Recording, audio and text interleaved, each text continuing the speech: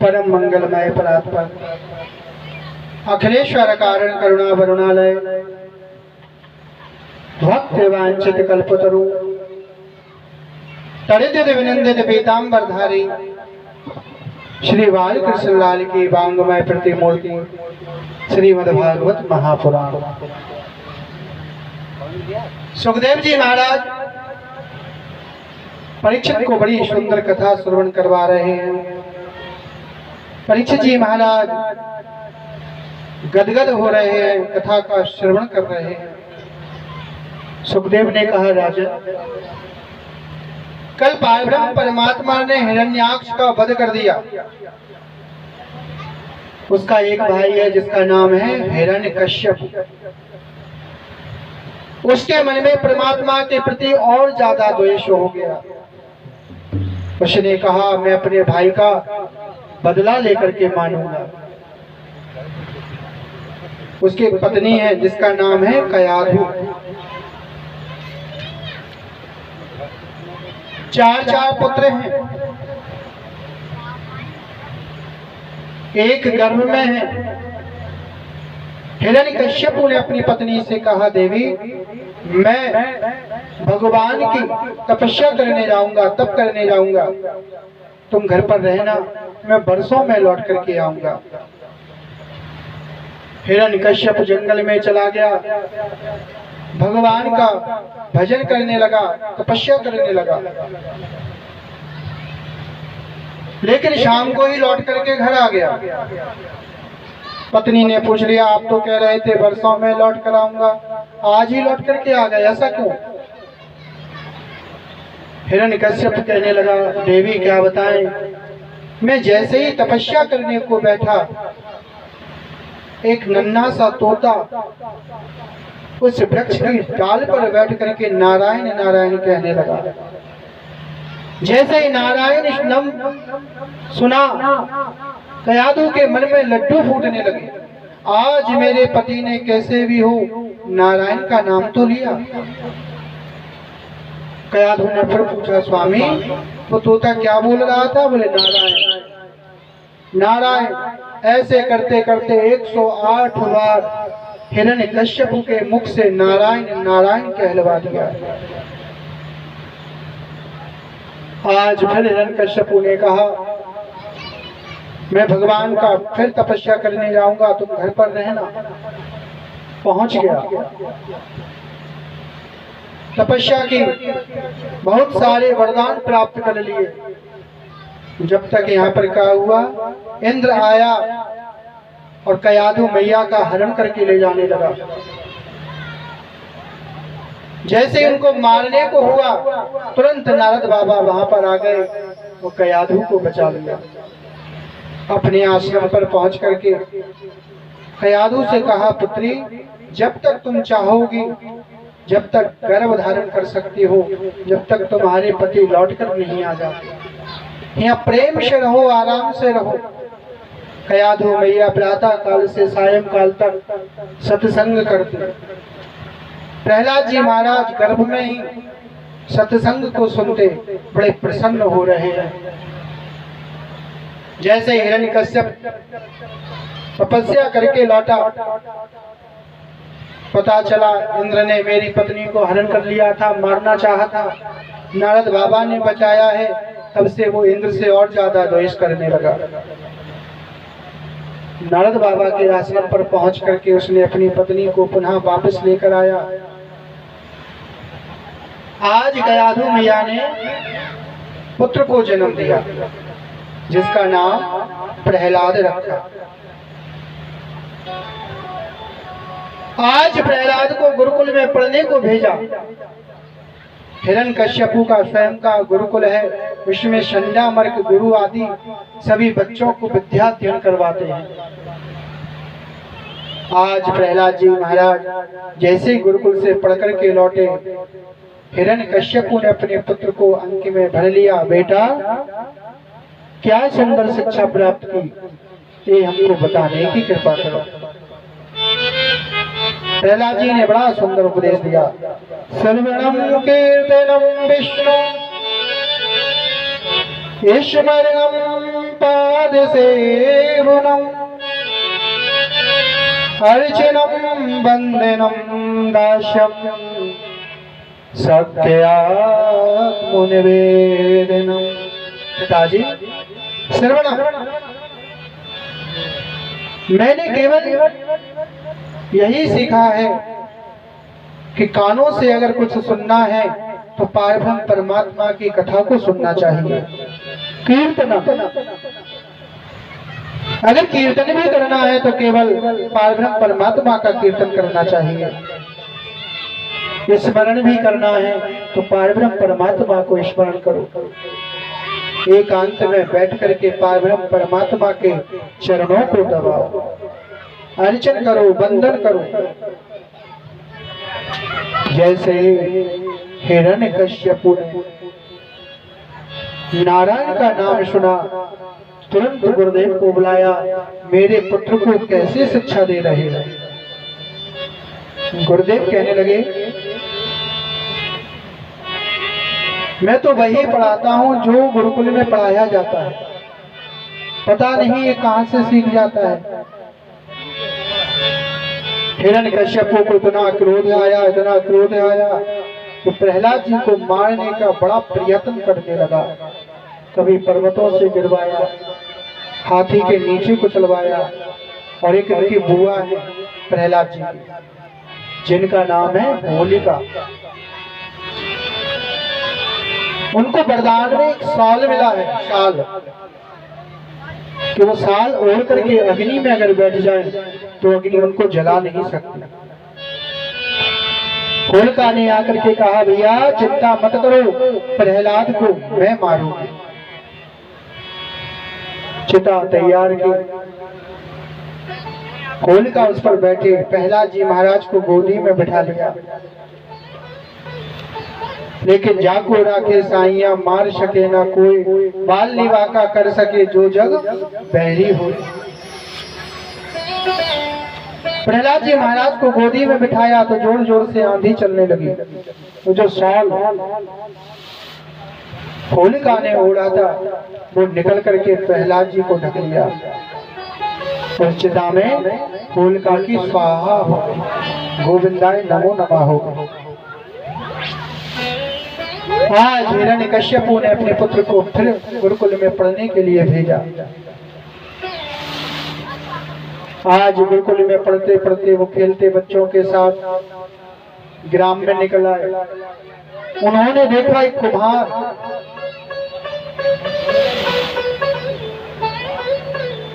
मटकों का हवा लगा रहा है।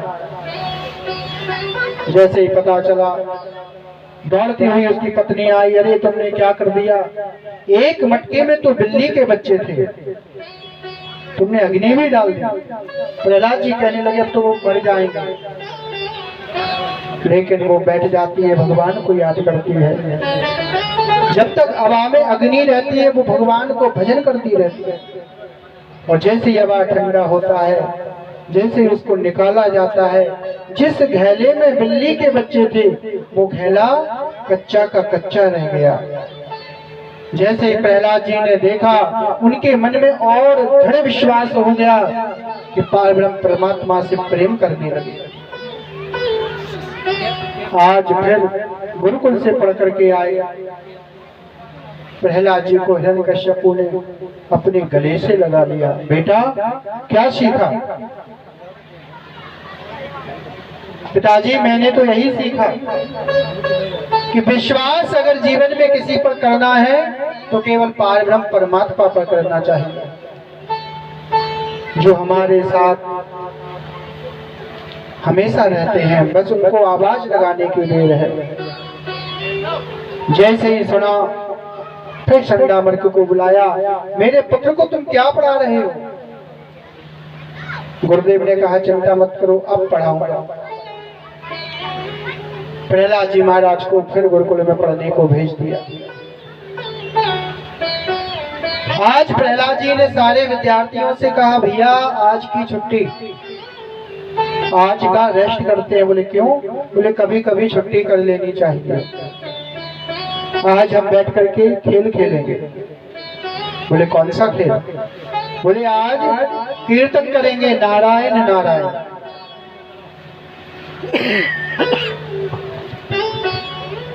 विद्यार्थियों ने कहा हम भैया नारायण नहीं बोलेंगे। बोले क्यों? बोले तुम ऐसा कार्य क्यों करते हो?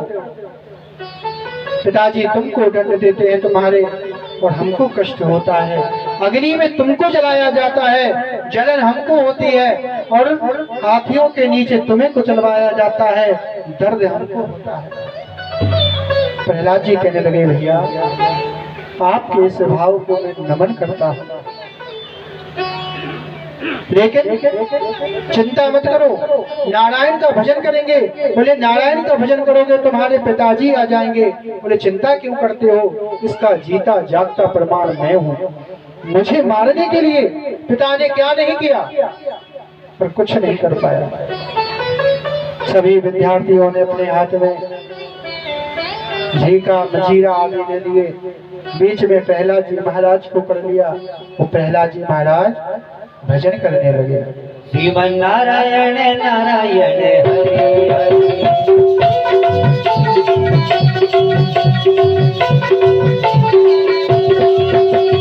नारायण नारायण हरि हरि, हरि हरि नारायण नारायण हरि हरि, श्रीमन नारायण नारायण हरि हरि। तेरी महिमा जारी जारी हरि हरि, तेरी महिमा जग से न्यारी न्यारी हरि हरि, तेरी लीला सबसे प्यारी प्यारी हरि हरि, तेरी लीला जग से प्यारी प्यारी हरि हरि। नारायण नारायण हरि हरि, शिव नारायण नारायण हरि हरि, लक्ष्मी नारायण नारायण हरि, नारायण नारायण। ऐसा कीर्तन चल रहा है, ऐसा कीर्तन चल रहा है कि आवाज गुरुदेव के कान में पहुंच जाती है। गुरुदेव कहने लगे अरे मेरे विद्यालय में नारायण का नाम लिया जा रहा है। तुरंत गुरुदेव ने 4 सैनिकों को बुलाया तो कहा जाओ जाकर के कीर्तन बंद करवाओ। भाई साहब जो माइक सुधारो यार, जो आवाज काई की आ रही है। सैनिक दौड़ते हुए कीर्तन के पास पहुंचे। विद्यार्थी कहने लगे प्रहलाद जी भैया सैनिक आ गए। बोले चिंता मत करो कुछ नहीं होगा, भजन कर रहे हैं। और इतने में सैनिकों ने जाकर के जैसे प्रहलाद जी को छुआ तो सैनिकों को भी ऐसा करंट लगा भगवान के नाम का कि वो भी कीर्तन करने लग गए। नारायण नारायण हरि हरि, नारायण नारायण हरि हरि। ओ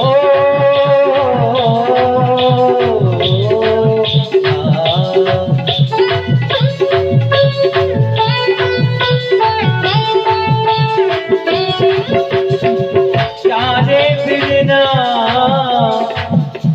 होए परदेते, बिन परदेत होए नहीं प्रीति। बचाला दिल्ली के बच्चे हवा ठंडा बना देना, बचाला दिल्ली के बच्चे हवा ठंडा बना देना। वक्त प्रहलाद की खातिर जहर अमृत बना देना। जान दिल न होए पर पीती, जान बिन न होए पर पीती, बिन पति से होए नहीं प्रीति। श्रीमन नारायण नारायण हरि, नारायण नारायण हरि हरि, नारायण नारायण हरि हरि, नारायण नारायण हरि हरि। ओ तेरी लीला जग से न्यारी न्यारी हरि हरि, तेरी लीला जग से न्यारी न्यारी हरि हरि। ओ तेरी महिमा जग से प्यारी प्यारी हरि हरि, तेरी महिमा जग से प्यारी प्यारी हरि हरि। लक्ष्मी नारायण नारायण हरि, लक्ष्मी नारायण नारायण हरि हरि। गुरुदेव सोचने लगे मैंने सैनिकों को भेजा वो लौट कर नहीं आए। गुरुदेव स्वयं देखने को आ गए। जैसे ही विद्यार्थियों ने देखा, प्रहलाद जी से कहा, भैया गुरुदेव भी आ गए। बोले चिंता मत करो, आप तो भजन करते रहो। गुरुदेव ने बहुत आवाज लगाई, किसी ने नहीं सुना। गुरुदेव धीरे धीरे धीरे धीरे धीरे जाकर के प्रहलाद जी को डांटने लगे। प्रहलाद जी ने जैसे ही गुरुदेव का हाथ पकड़ा तो गुरुदेव को भी करंट लग गया। गुरुदेव कहने लगे, मेरे हाथ को छोड़ो, मैं भी भगवान का भजन करूंगा। तो गुरुदेव भी भगवान का भजन करने लग गए। श्री लक्ष्मी नारायण नारायण हरि हरि, लक्ष्मी नारायण नारायण हरि हरि।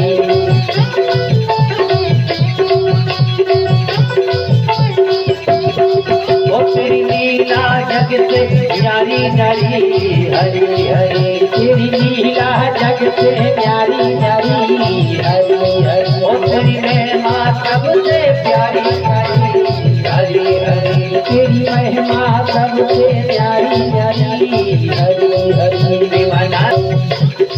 ऐसा कीर्तन हुआ कि हिरण्यकश्यप के कान में पहुंच गया। हिरण्यकश्यप कहने लगा, मेरे विद्यालय में नारायण का नाम लिया जा रहा है। हिरण्यकश्यप दौड़ करके आया, देख रहा है सैनिक भी नाच रहे हैं, गुरुदेव भगवान भी साथ में नृत्य कर रहे हैं, नारायण का नाम ले रहे हैं। तो भागवत में वर्णन आता है, अगर हिरण्यकश्यप भी जाकर के प्रहलाद को छू लेता तो वो भी कीर्तन करने लग जाता। लेकिन हिरण्यकश्यप ने प्रहलाद को जाकर के नहीं छुआ। वहीं पर खड़े खड़े उसने मुष्टिका का जोर से प्रहार जमीन पर किया और जैसे ही धम्म की आवाज हुई, कीर्तन बंद हो गया। जैसे कीर्तन बंद हुआ, सभी खड़े हो गए। प्रहलाद जी को जाकर के हिरण्यकश्यप ने पकड़ लिया। कहने लगा, तू कितना मूर्ख है, तुझे कितना समझाया पर तेरी समझ में नहीं आया। आज तुझे बाद में पहले तेरे नारायण को ही देखता हूँ, बता तेरा नारायण कहाँ है। प्रहलाद कहने लगे, पिताजी आप क्या पूछते हो, नारायण कहाँ है? यत्र तत्र सर्वत्र, हर चीज में, हर जगह, हर घड़ी में परमात्मा हमारे साथ ही रहते हैं। प्रहलाद जी के मुख से भी निकल गया कि इस खम्मे में भी मेरे पारब्रह्म परमात्मा रहते हैं। जैसे हिरण्यकश्यप ने सुना, इस खम्मे में प्रहलाद के कहने से कैसे मान लो कि भगवान रहते हैं? अच्छा, इस खम्मे में तेरे भगवान हैं, तुझे मैं बाद में देखूंगा, लेकिन पहले तेरे भगवान को ही देखता हूं। तुरंत उसने तलवार को निकाला और जाकर के उसने खम्मे पर जोर से प्रहार किया और जैसे ही खम्मे पर प्रहार किया, खम्मा बीच में से फट गया, उसमें से नरसिंह भगवान निकल करके आ गए। बोलिए नरसिंह भगवान की। नरसिंह भगवान निकल करके आ गए। इतनी जोर से हुंकार नरसिंह भगवान ने भरी कि सभी देख करके डर गए, भाग गए। हिरण्यकश्यप ने देखा, कौन हो तुम? नरसिंह भगवान ने कहा, मुझे भूल गया, मैं वही हूं तुम्हारा पुराना शत्रु विष्णु। जैसे ही विष्णु का नाम सुना, फिर नरसिंह भगवान को मारने के लिए दौड़ पड़ा। भगवान कहने लगे, अरे अभी इसको मार नहीं सकता। भगवान उसके साथ में खेलने लग गए और जैसे ही संध्या का समय हुआ, हिरण्यकश्यप को बीच देहरी पर भगवान ने अपनी जंघाओं पर लिटा लिया। भगवान कहने लगे, अब मैं तुझे मारूंगा। हिरण्यकश्यप ने कहा, मुझे कोई नहीं मार सकता। बोले क्यों? बोले मुझे ब्रह्मा से वरदान प्राप्त है। क्या वरदान प्राप्त है? कि मैं ना दिन में मरूं ना रात में मरूं। भगवान कहने लगे तू ही बता दे कि दिन है कि रात है। हिरण्यकश्यपु ने कहा ये तो संध्या का समय है, ना दिन है ना रात है, रात भी है दिन भी है, फिर भी आप मुझे नहीं मार सकते। बोले अब क्यों नहीं मार सकता? बोले मुझे ब्रह्मा से वरदान प्राप्त है कि ना मैं अंदर मरूं ना बाहर मरूं। भगवान कहने लगे तो ही देख ली तू कहां पर है। हिरण्यकश्यपु ने कहा ना अंदर हूं ना बाहर हूं, आपने तो मुझे ड्योढ़ी पर लिटा करके रखा है, फिर भी आप मुझे नहीं मार सकते। बोले क्यों? बोले मुझे ब्रह्मा से वरदान प्राप्त है, ना आकाश में मरूं ना पृथ्वी पर मरूं। भगवान कहने लगे तो ही देख ले तू कहां है। बोले आपने तो मुझे जंघाओं पर लिटा के रखा है, फिर भी आप मुझे नहीं मार सकते। बोले क्यों? बोले ब्रह्मा से मुझे वरदान प्राप्त है, ना पशु से मरूं ना मनुष्य से मरूं। भगवान कहने लगे तू ही देख ले मैं कौन हूं। बोले आप तो पशु भी हैं मनुष्य भी हो, फिर भी आप मुझे नहीं मार सकते। बोले क्यों? बोले मुझे ब्रह्मा से वरदान प्राप्त है कि 12 महीनों में एक भी महीने में मैं ना मरूं। भगवान कहने लगे ओ मूर्ख, ये 13वां महीना पुरुषोत्तम मास मैंने तेरे लिए ही बनाया, अधिक मास।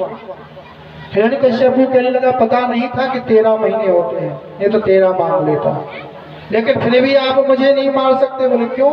बोले ना मैं अस्त्र से मरूं ना शस्त्र से मरूं, ऐसा मुझे ब्रह्मा से वरदान प्राप्त है। भगवान कहने लगे मेरे पास ना अस्त्र है ना शस्त्र है, देख इन नाखूनों से मैं तुझे मारूंगा, फिर भी आप मुझे नहीं मार सकते। बोले अब क्यों नहीं मार सकता?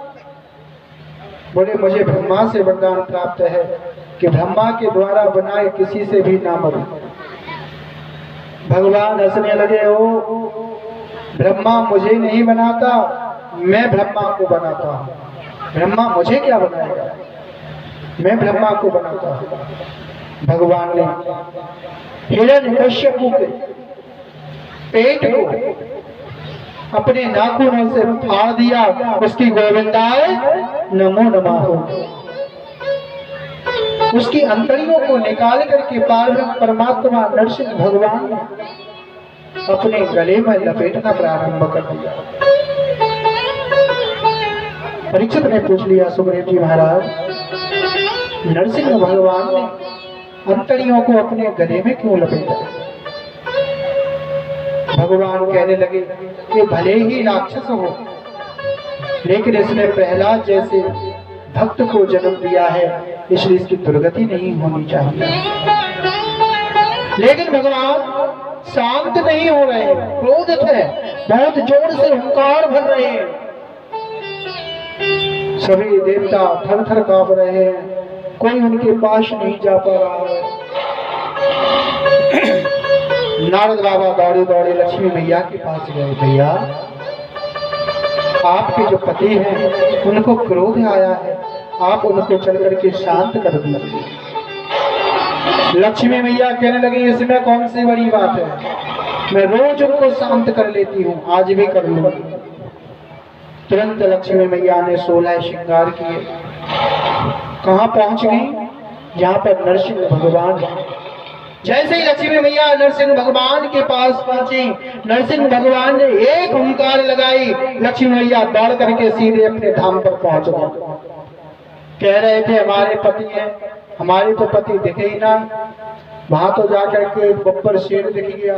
कितना झूठ बोलते हैं सब, सभी चिंता मग्न है, भगवान शांत कैसे हो? तो सभी ने आपस में मंत्रणा की, जिसके लिए परमात्मा ने रूप रखा है वही इनको शांत करवा सकते हैं। प्रहलाद जी महाराज को आगे कर दिया नरसिंह भगवान के पास। जैसे ही नरसिंह भगवान ने प्रहलाद जी को देखा, तुरंत अंक में भर लिया, गले से लगा लिया और जीभ को निकाल करके प्रहलाद जी महाराज को चाटना प्रारंभ कर दिया। परीक्षित पूछने लगे सुग्रीव जी से, इन्होंने जीभ से चाटना प्रारंभ क्यों किया? क्योंकि भगवान का जो मुख है वो पशु का है, और आपने देखा होगा शेर सिंहनी जब अपने बालक को प्रेम करती है तो जीभ निकाल करके चाटती है, तो भगवान भी अपनी जीभ को निकाल करके चाट रहे हैं, प्रेम कर रहे हैं। प्रहलाद जी ने हाथ जोड़ करके कहा, प्रभु मैं आपसे बस यही मांगना चाहता हूं। बोले क्या? कि मेरे पिता की दुर्गति नहीं होनी चाहिए। उन्होंने कहा, जिस जैसे तेरे जैसा बालक, भक्त बालक जिस कुल में जन्म लेता है उस कुल की 21 पीढ़ियां तर जाती हैं, 7 मामा पक्ष की, 7 ससुर पक्ष की, 7 पिता पक्ष की। तेरे पिता की दुर्गति नहीं होगी। बोलिए नरसिंह भगवान की जय हो। नरसिंह भगवान शांत हो जाते हैं और अपने धाम को चले जाते हैं। सुखदेव कहते हैं, परीक्षित हम भगवान को याद तो करते हैं लेकिन हर घड़ी याद नहीं करते। कब याद करते हैं? जब जीवन में संकट आता है। दुख में सुमिरन सब करे, सुख में करे न कोई। जो सुख में सुमिरन करे तो दुख का एक हो। परमात्मा की याद हमको कब आती है? जब जीवन में कष्ट आता है। और सुख जब जीवन में रहता है तो पावन परमात्मा को कोई भी याद नहीं करता है। सुखदेव जी महाराज परीक्षित को बड़ी सुंदर कथा सुना रहे हैं। कहने लगे, मुझे एक कथा याद आ। एक त्रिकूट पर्वत है, उसमें सभी जीव जंतु रहते हैं। उसमें एक हाथी रहता है जिसकी 50 पत्नियां हैं, 150 पुत्र हैं। उस हाथी में भी 1000 हाथियों का बल है। उसको सभी गजेंद्र कहते हैं। गजेंद्र महाराज जब भी वो जंगल में निकलता सभी छोटे छोटे जीव उसकी जयकारा करते। बोलिए गजेंद्र महाराज की जय हो, गजेंद्र महाराज की जय हो, गजेंद्र महाराज की जय हो। आवाज लगाते। वो ऋषि नजर करके पूछता, क्यों, सब कुशल मंगल है? सभी कहते हैं हाँ बिल्कुल है। उसको इतना अभिमान है, एक दिन अपने पत्नियों के साथ, पुत्रों के साथ वन में जंगल में जा रहा था। सरोवर दिख गया और हाथी को जैसे पानी दिखे तो पानी में किलोल करने लग जाता है, खेलने लग जाता है। अपनी पत्नियों के साथ, पुत्रों के साथ सरोवर में प्रवेश कर गया, उसमें खेलने लगा। एक दूसरे के ऊपर सूंड में पानी भर भर करके एक दूसरे के ऊपर फेंकने लगे। उस सरोवर में एक मगर गिराए रहता था। उसने आकर के हाथी के पैर को पकड़ लिया। हाथी सोचने लगा, अब इसको पता नहीं होगा कि मैंने गजेंद्र का पैर पकड़ा है। जब इसको मालूम होगा तो मेरे पैर को छोड़ दे। ध्यान ही नहीं दिया उसकी ओर। तो जो जल का जानवर होता है उसका बल जल में कुछ ज्यादा ही रहता है। मगर ने, गिराए ने अपनी पकड़ को मजबूत बना लिया, अच्छी तरह से पैर को पकड़ लिया। गजेंद्र सोचने लगा मेरे पैर को छोड़ता ही नहीं है।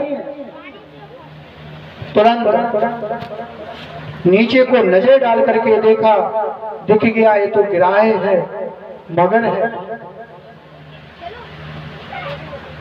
अपने पैर को खींचने का प्रयास करने लगा, ऊपर को आता मगर उसको नीचे पकड़ करके ले जाता। जब उसने देखा कि मेरा बल काम नहीं करेगा तो अपने पुत्रों को, पत्नियों को आवाज लगाई। पत्नियां पुत्र आए, एक दूसरे की सूंड में सूंड मिला करके हाथी को खींचना प्रारंभ कर दिया। आज खींचते खींचते खींचते 10 दिन हो गए। पुत्रों ने कहा, देखो हमारे पिताजी का तो अंतिम समय चल रहा है, अब इनको कोई नहीं बचा सकता, क्यों हम अपना समय बर्बाद करें। उसके पुत्रों ने अपनी अपनी सूंड को खींच लिया और निकल लिए वहां से। जैसे ही निकले, हाथी अपनी पत्नियों से कहने लगा, देखो इन पुत्रों के लिए हमने क्या क्या नहीं किया, और आज पुत्र संकट के समय हमको छोड़ करके भाग रहे हैं।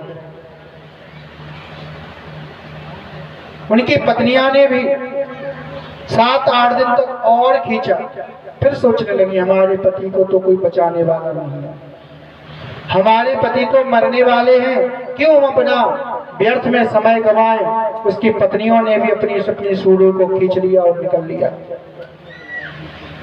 हाथी सोचने लगा मैंने इनके भरण पोषण के लिए क्या क्या नहीं किया, और आज संकट की घड़ी में पुत्र पत्नियां सब मुझे छोड़ करके जा रहे हैं। अभी तक उसने किसी का नाम नहीं लिया। गिराए ने उनको और नीचे ले जाने लगा। जैसे इसकी सूढ़ बची तो उसने किसकी स्तुति की। किसी का नाम नहीं ले रहा है कि जो पारब्रह्म परमात्मा जो संसार को बनाते हैं, सृजन करते हैं, श्रृंगार करते हैं, वो आकर के मुझे बचा। दुर्गा जी तैयार बैठी थी बचाने के लिए। दुर्गा जी कहने लगी मेरा उसने तो मुझे बुलाया ही नहीं। दुर्गा बोल देता, जगत जननी बोल देता, इसने मेरा नाम नहीं लिया, मैं नहीं जाऊंगा। गणेश जी बैठे, वो भी सोचने लगे मेरा नाम नहीं लिया, मैं भी नहीं जाऊंगा। शंकर भगवान कहने लगे, हर हर कह देता, महादेव कह देता, भोले कह देता, भूत भावन कह देता, लेकिन इसने मेरा भी नाम नहीं लिया, मैं भी नहीं जाऊंगा। लेकिन विष्णु भगवान कहने लगे जो किसी का नाम नहीं वो मेरा नाम है, मैं जाऊंगा बचा। तुरंत गरुड़ को आवाज लगाई, गरुड़ जल्दी आओ, हाथी को गजेंद्र को बचाने जाना है। तो गरुड़ जी महाराज को अभिमान हो गया, भगवान को कहीं भी जाना होता है तो मुझे ही याद करते हैं, मैं ही अपनी पीठ पर इनको बिठा करके ले जाता हूँ। भगवान कहने लगे हाथी को तो बाद में बचाएंगे, पहले मुझे अपने गरुड़ को बचाना है। ये अभिमान रूपी सागर में डूब रहे हैं। आवाज लगाई जल्दी आओ। गरुड़ ने कहा क्यों इतना हल्ला करते हो, आ रहा हूं ना। भगवान ने कहा इतना अभिमान। जैसे गरुड़ जी महाराज आए, मेरे पारब्रह्म परमात्मा विष्णु भगवान ने गरुड़ जी महाराज के ऊपर छोटी उंगली रख दी और कहा उड़ो, उड़ के दिखाओ। गरुड़ जी कहने लगे प्रभु ये मजाक हमको अच्छा नहीं लगता, आप पूरे बैठ जाओ ना तभी उड़ूंगा। भगवान कहने लगे मुझे तो तुम बाद में उड़ाना, पहले मेरी छोटी उंगली को ही उड़ा के दिखाओ। गरुड़ जी महाराज ने अपने पंख फड़फड़ाना प्रारंभ किया, लेकिन एक दिल की बराबर भी भगवान की उंगली को नहीं उड़ा पाया। भगवान कहने लगे गरुड़ तू क्या समझता है कि तू मुझे लेकर के उड़ता है? अरे मूर्ख, मैं तेरे ऊपर जब बैठता हूँ तो अपने पैरों में तुझे फंसा करके मैं उड़ करके जाता हूँ, तू मुझे क्या उड़ाए? भगवान वैसे आए। अभी तक गजेंद्र ने किसी को नहीं पुकारा था, और जैसे ही भगवान को देखा कमल का फूल तोड़ लिया और भगवान से कहने लगा मेरा कोई ना सहारा बिन तेरे, मेरा कोई ना सहारा बिन तेरे, घनश्याम सवरिया तेरे।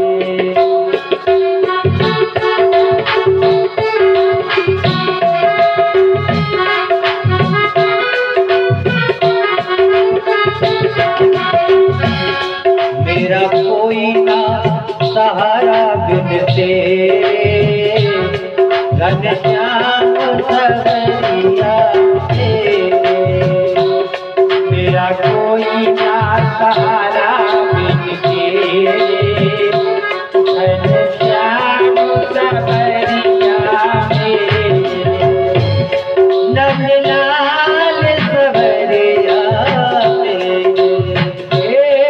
नंदलाल सवरिया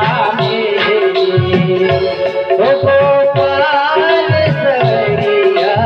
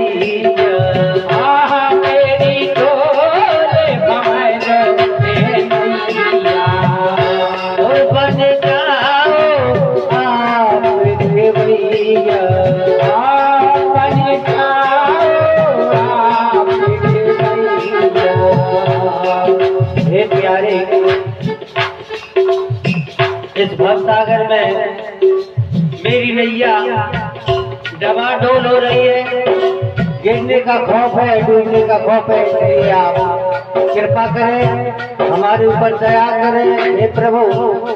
कहता है गजेंद्र, मेरी डोले भंवर में नैया, मेरी डोले भंवर में नैया, बन जाओ आप केवैया, आप बन जाओ आप केवैया, मेरे तुम ही हो